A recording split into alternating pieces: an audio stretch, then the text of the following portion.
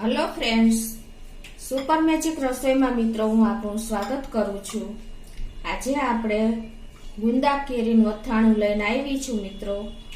તો તમે છેલ્લે સુધી આ વિડીયો જોજો અને તમને મારો વિડીયો ગમે ને તો લાઈક કરજો, શેર કરજો અને સબસ્ક્રાઇબ કરવાનું તો ભૂલતા જ નહીં। તો ગુંદા કેરીનું અથાણું બનાવવા માટે ઇન્ગ્રેડિયન્ટ બતાવી દો। એમાં મેં જો એકદમ તાજા અત્યારે આપણે ગુંદા જોવા મળે છે 500 ગ્રામ મેં ગુંદા લીધા છે અને એની સામે મેં 250 ગ્રામ તોતા કેરી લીધી છે અને 50 ગ્રામ રાઈના કુરિયા છે, 25 ગ્રામ મેથીના કુરિયા છે અને વરિયાળી છે 2 ટેબલ સ્પૂન જેવી, 1 ટેબલ સ્પૂન જેવી હિંગ છે, 1 ટેબલ સ્પૂન જેવા મરીના દાણા છે આખા અને 3 ટેબલ સ્પૂન જેવું મરચું, આ લાલ મરચું રેશમ પટ્ટો છે જે આપણે આમાં મરચું વધારે જોશે અને 1.5 ટેબલ સ્પૂન જેવી આપણે હળદર છે અને મીઠું જોશે ટેસ્ટ એકોર્ડિંગ, બધું હું તમને છેલ્લે જણાવીશ। તો આટલા ઇન્ગ્રેડિયન્ટ આપણે લીધા છે। 1 કપ થી 1.25 કપ જેવું આપણે તેલ લીધું છે। તો પેલા જો આપણે આ ગુંદા જે 500 ગ્રામ છે ને એને એકદમ સ્વચ્છ પાણીએ ધોઈને અને એને કોરા કરી લેવાના છે અને પછી આપણે એની આ જે ટોપ અંદર આ ઉપર ડંઠલ છે ને એ આપણે આ રીતે બધી કાઢી લેશું।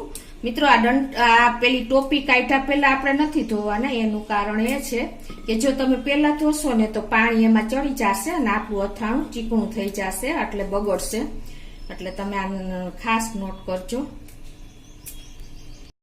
આ રીતે તો આપણે ઉપરની કેપ કાઢ્યા પછી આપણે એમાંથી એનો જે ઠળિયો બીન્સ હોય ને એ કાઢવાનું છે।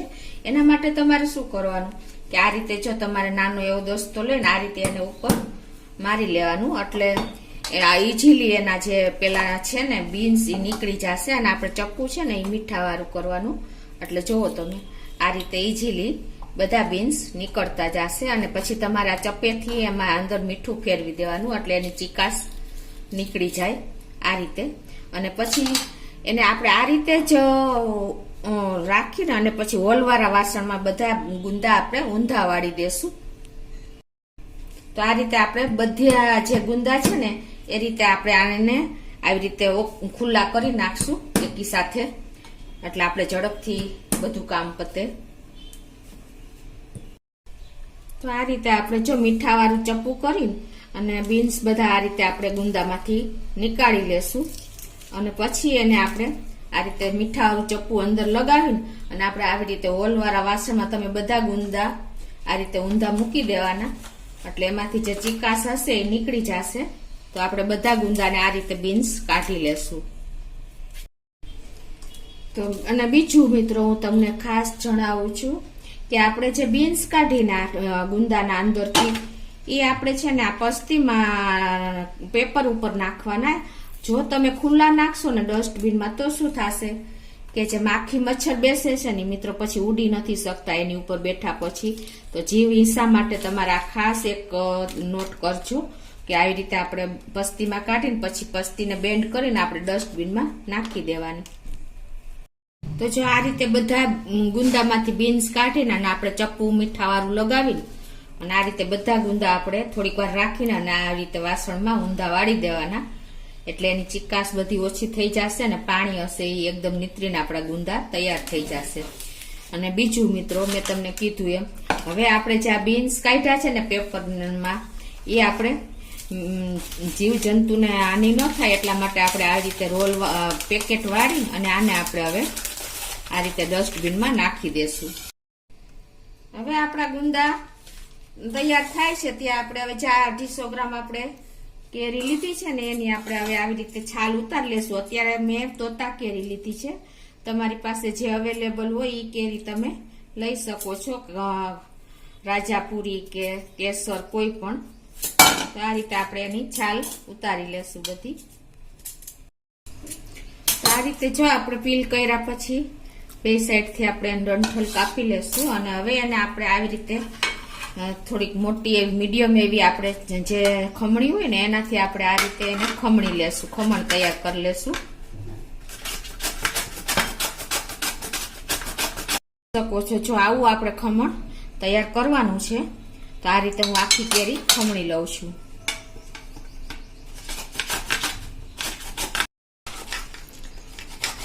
તો જો આ રીતે આપણે કેરીને ખમણ તૈયાર કરી લીધું છે અને હવે આપણે એમાં 1 ચમચી જેવું આપણે મીઠું નાખશું અને અડધી ચમચી જેવી આપણે હળદર નાખશું અને આ બધું આપણે મિક્સ કરી લેશું સરસ. હાથેથી જ મિક્સ કરી લેશું મિત્રો, એટલે એકદમ સરસ આપણું મેચ થઈ જાય.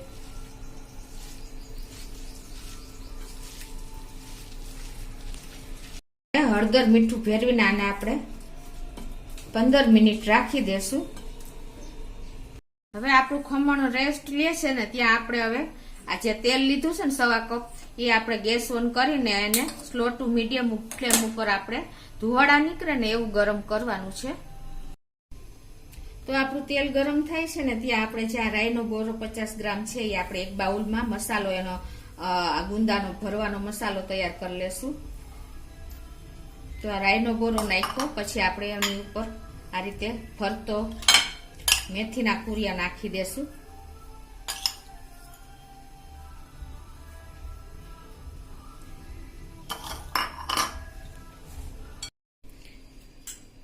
હવે એમાં આપણે આ જે હળદર 1 ચમચી જેવી નાખી દેશું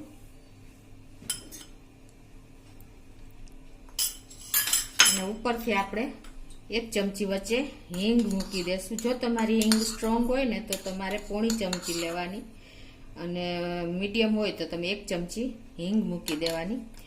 હવે આ બાજુ આપણું તેલ પણ જો ગરમ થઈ ગયું છે, આપણે જોઈએ એવું સતત થઈ ગયું છે, આપણે બહુ ગરમ અત્યારે નથી કર્યું. અને હવે આપણે આમાંથી અડધું તેલ એટલે કે અડધો કપ જેવું તેલ આપણે હવે આ મસાલામાં એડ કરી દેશું આ હિંગમાંથી, એટલે આપણો મસાલો સરસ શેકાઈ જાય, તમે જોઈ શકો છો. અને તરત જ આપણે એને આ રીતે ઢાંકી દેશું એટલે સરસ એકદમ આપણી સ્મેલ, હિંગની સ્મેલ મસાલામાં બેસી જાય.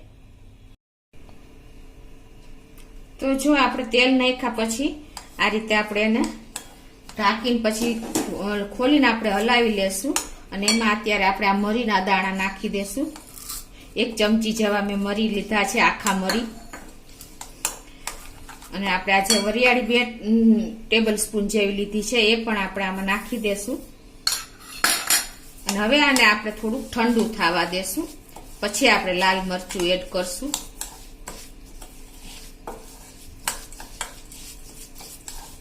હવે આ ઠંડુ થાય છે ને મિત્રો ત્યાં આપણે જો આ કેરીના ખમણમાં આપણે હળદર મીઠું નાખ્યું ને એને 15 મિનિટ થઈ ગઈ છે. તો હવે આપણે આનું પાણી સાવ નિતારી લેશું.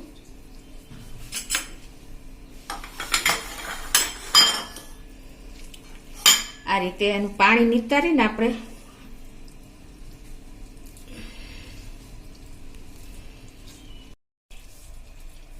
તો આ રીતે પ્રેસ કરીને આપણે બધું એનું પાણી કાઢી લેશું. જો મિત્રો આ પાણી રહી જાય ને તો આપણું અથાણું બગડવાના ચાન્સ બગડી જાય અને કાળું થઈ જાય.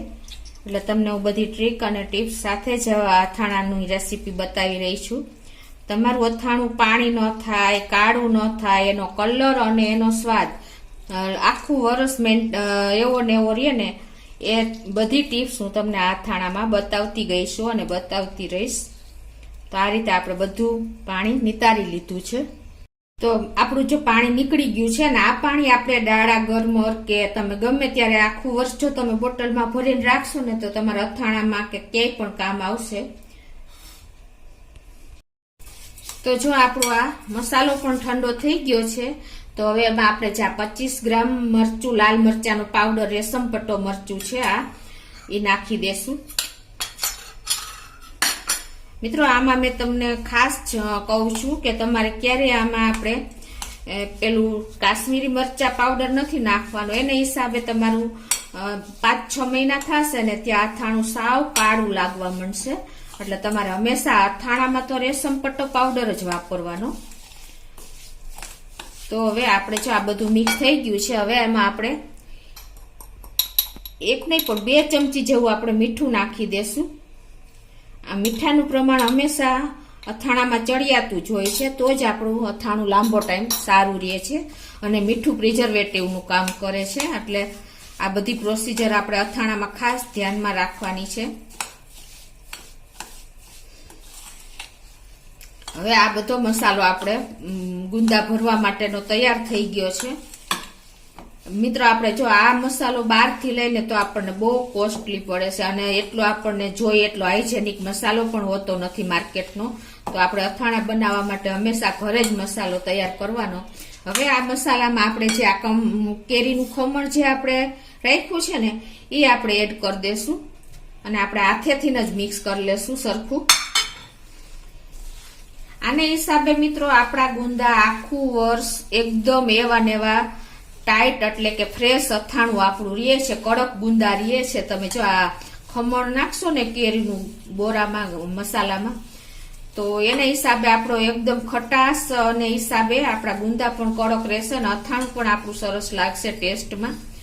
એટલે તમારે આ રીતે તમે બનાવશો ને તો તમે એક વખત તો ચોક્કસ ટ્રાય કરજો એટલે તમને ખ્યાલ આવે કે આપણે કટકી કેરી નાખી છે એના કરતા ખમણ કરીને આપણે બોરામાં મિક્સ કરીને જો ગુંદા ભરશું ને તો અલગ જ ટેસ્ટ આવશે અને આપણું અથાણું પણ તમને આખું વર્ષ ભાવશે.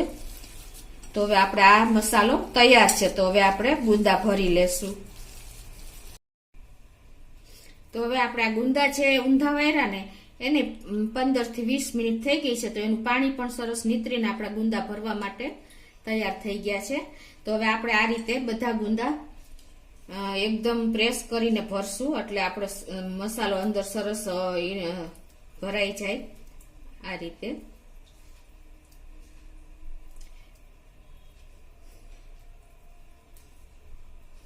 મિત્રો આમાં લાલ મરચું મેં 25 ગ્રામ નાખ્યું છે. જો તીખું હશે અને ખટાશ હશે ને તો જ આપણું અથાણું તમને એકદમ ટેસ્ટી ચટાકેદાર લાગશે. એટલે આ તમે બધી માપ સાઈઝ પ્રમાણે જ મેં તમને બતાવ્યું છે તો જ તમારું અથાણું લાસ્ટ સુધી એવું ને એવું રહેશે. એટલે તમે ખાસ આ ફોલો કરજો. તો આ રીતે હવે હું બધા ગુંદા ભરી લઉં છું.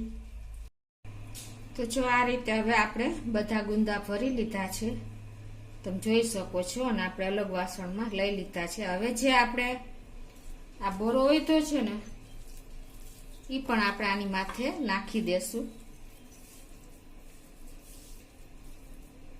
અને આને આપણે 3 થી 4 કલાક આપણે આમને રહેવા દેશું એટલે એકદમ સરસ આ બોરો અંદર બધું મિક્સ થઈ જાય, અંદર ઉતરી જાય ગુંદામાં.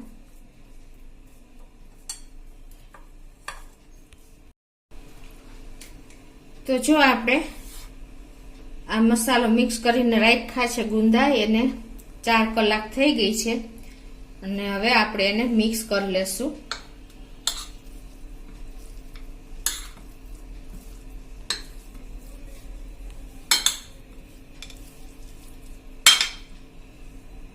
આ રીતે મિક્સ કર્યા પછી હવે આપણે એને બરણીમાં ભરી લેશું.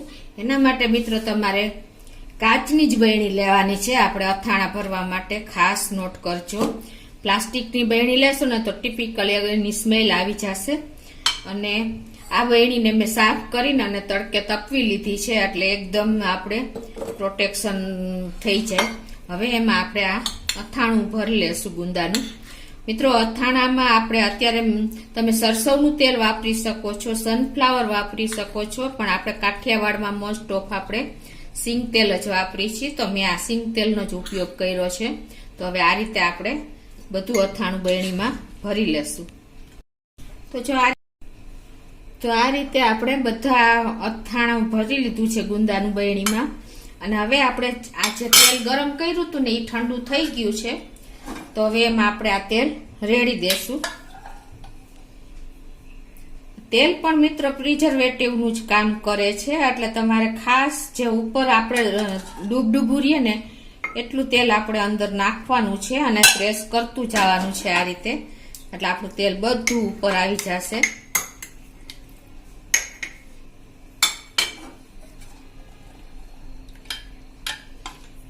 અને આ તેલ પણ તમને મેં કીધું એમ ઠંડુ ગરમ કરીને પછી ઠંડુ કરવાનું છે અને પછી જ આપણે આમાં રેડવાનું છે. તમે જોઈ શકો છો જો આપણું પરફેક્ટ તેલ આવી ગયું છે. મેં 1.25 કપ તેલ લીધું હતું તો આપણા ગુંદા ઉપર જો પ્રેસ કર્યું એટલે એકદમ સરસ આપણું તેલ ગુંદા ડૂબડૂબા થઈ ગયા છે બરણીમાં મસાલા સાથે. જો મિત્રો કેટલો સરસ લુક આવી રહ્યો છે તમને ખ્યાલ આવતો જ હશે. આ રીતે તમારે ડૂબડૂબા જ રાખવાના છે.